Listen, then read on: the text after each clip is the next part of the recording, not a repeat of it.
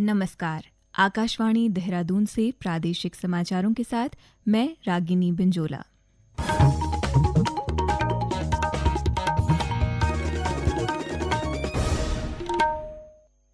पहले मुख्य समाचार। मुख्यमंत्री पुष्कर सिंह धामी ने आज स्वरोजगार योजना के तहत लाभार्थियों के बैंक खातों में 33 करोड़ 22 लाख रुपए की धनराशि का ऑनलाइन माध्यम से वितरण किया। विकसित भारत जी रामजी विधेयक लोकसभा में पेश, ग्रामीण परिवारों को मिलेगी सालाना 125 दिन के रोजगार की गारंटी। ऋषिकेश हरिद्वार मोटरमार्ग पर देर रात एक वाहन दुर्घटना में 4 लोगों की मृत्यु। और उत्तराखंड उच्च न्यायालय ने कॉर्बेट पार्क में नए जिप्सी संचालकों को राहत दी। रजिस्ट्रेशन के बनी गाइडलाइन पर लगी रोक।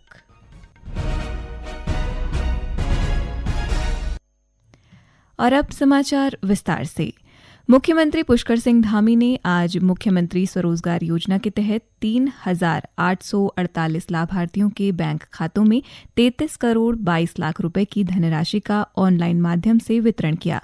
इस अवसर पर उन्होंने कहा कि राज्य सरकार का संकल्प है कि उत्तराखंड का युवा नौकरी ढूंढने वाला नहीं बल्कि नौकरी देने वाला बने।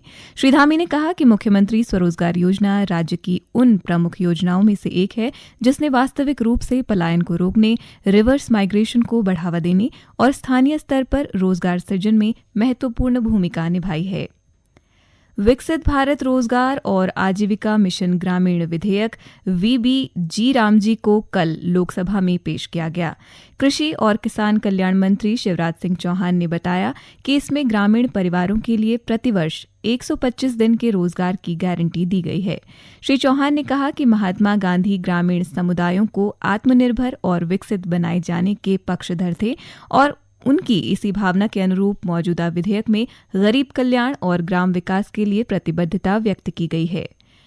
चंपावत जिले के रैगांव और बरदा खान आयुष्मान आरोग्य मंदिरों को राष्ट्रीय गुणवत्ता मानक का दर्जा मिला है। दोनों आयुष्मान आरोग्य मंदिरों को भारत सरकार ने राष्ट्रीय गुणवत्ता आश्वासन मानक प्रमाणन प्रदान किया है। इन केंद्रों में सभी मानकों के 12 सेवा पैकेजों का सफल अनुपालन मिला था। मुख्य चिकित्सा अधिकारी डॉक्टर देवेश चौहान ने बताया कि ये उपलब्धि मुख्यमंत्री पुष्कर सिंह धामी के नेतृत्व और स्वास्थ्य विभाग की टीम, ANM, CHO और आशा कार्यकर्ताओं के प्रयास से हासिल हुई है। जिलाधिकारी मनीष कुमार ने कहा कि ये उपलब्धि गौरव का विषय है। इससे ग्रामीण क्षेत्रों में स्वास्थ्य सेवाओं की गुणवत्ता और आमजन का विश्वास और अधिक सुदृढ़ होगा। रुद्रप्रयाग जिले में वन्यजीवों के बढ़ते खतरे को देखते हुए जिला प्रशासन ने जिले के सभी शासकीय, निजी विद्यालयों और आंगनबाड़ी केंद्रों में सुबह 9:15 से दोपहर बाद 3 बजे तक शैक्षणिक गतिविधियां आयोजित की जाएंगी। जिलाधिकारी प्रतीक जैन ने बताया कि शीतकाल में वन्यजीवों की गतिविधियां बढ़ जाती हैं और कई स्कूलों तक पहुंचने वाले रास्ते वन क्षेत्रों से होकर गुजरते हैं। इसलिए नौनिहालों की सुरक्षा को लेकर ये निर्णय लिया गया है। कृषि मंत्री गणेश जोशी ने आज अपने कैंप कार्यालय से जिला योजना के अंतर्गत देहरादून के 28 कृषकों के दल और 2 उद्यान कार्मिकों को 5 दिवसीय सेब एवं कीवी उत्पादन प्रशिक्षण हेतु डॉक्टर YS परमार कृषि एवं वानिकी विश्वविद्यालय हिमाचल प्रदेश के लिए हरी झंडी दिखाकर रवाना किया। इस अवसर पर कृषि मंत्री गणेश जोशी ने कहा कि प्रदेश में सेब और कीवी जैसी उच्च मूल्य वाली फसलों की अपार संभावनाएं हैं। ऐसे प्रशिक्षण कार्यक्रमों से कृषकों को आधुनिक तकनीक, उन्नत किस्मों, पौध संरक्षण एवं विपणन की जानकारी प्राप्त होगी, जिससे उनकी आय में वृद्धि होगी। उन्होंने कहा कि राज्य सरकार कृषकों को आत्मनिर्भर बनाने के लिए निरंतर प्रयासरत है।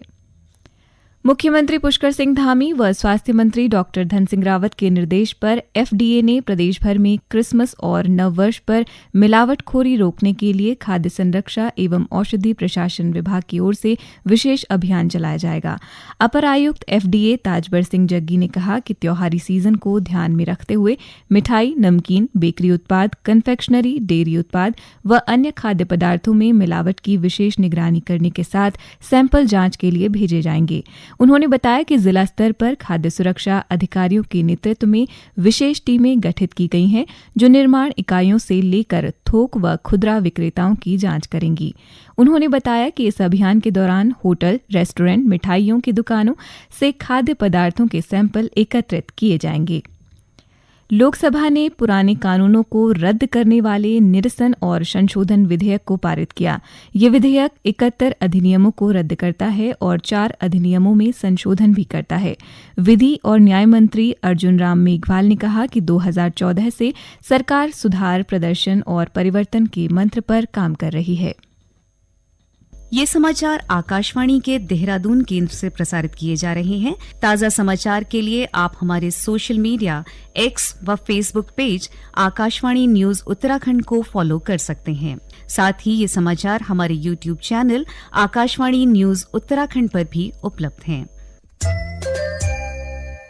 ऋषिकेश क्षेत्र में मनसा देवी मंदिर के रेलवे फाटक के पास कल देर रात एक तेज रफ्तार कार सड़क किनारे खड़े एक ट्रक से टकरा गई। दुर्घटना में 4 लोगों की मृत्यु हो गई। कोतवाल केसी भट्ट के अनुसार कल रात 10:30 बजे के करीब एक तेज रफ्तार कार हरिद्वार से ऋषिकेश की ओर जा रही थी। इसी दौरान कार अनियंत्रित होकर ट्रक से टकरा गई और 4 लोगों की मौके पर ही मृत्यु हो गई। भारतीय फिल्म होमबाउंड को 98वें ऑस्कर पुरस्कार की सर्वश्रेष्ठ फीचर फिल्म श्रेणी के लिए नामित किया गया है। नीरज खेवान के निर्देशन में बनी ये फिल्म इस श्रेणी के लिए नामित 15 फिल्मों में शामिल है। पुरस्कार के विजेता की घोषणा आगामी 15 मार्च को होगी।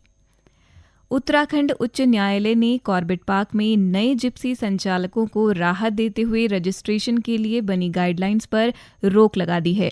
कोर्ट ने राज्य सरकार सहित सभी पक्षकारों को 4 सप्ताह के भीतर जवाब दाखिल करने और कॉर्बेट पार्क के निदेशक को जिप्सी पंजीकरण की तिथि बढ़ाने और सभी को मौका देने का आदेश दिया है।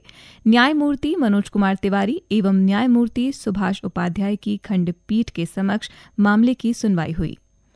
मौसम विज्ञान केंद्र की ओर से जारी पूर्वानुमान के अनुसार प्रदेश भर में 20 दिसंबर तक मौसम शुष्क रहेगा, जबकि 21 दिसंबर को उत्तरकाशी, चमोली, रुद्रप्रयाग व पिथौरागढ़ जिले के कुछ हिस्सों में बारिश होने की संभावना है। साथ ही हिमालय क्षेत्रों में 3500 मीटर से अधिक ऊंचाई वाले इलाकों में बर्फबारी होने के आसार हैं। इलेक्ट्रॉनिकी और सूचना प्रौद्योगिकी मंत्रालय के इंडिया AI मिशन ने कृषि में यांत्रिक मेधा के वास्तविक प्रभावों के संकलन के लिए वैश्विक स्तर पर प्रविष्टियां आमंत्रित की हैं। मंत्रालय इस मिशन को महाराष्ट्र सरकार के AI और कृषि प्रौद्योगिकी नवाचार केंद्र के सहयोग से चला रहा है और इसे विश्व बैंक का समर्थन प्राप्त है।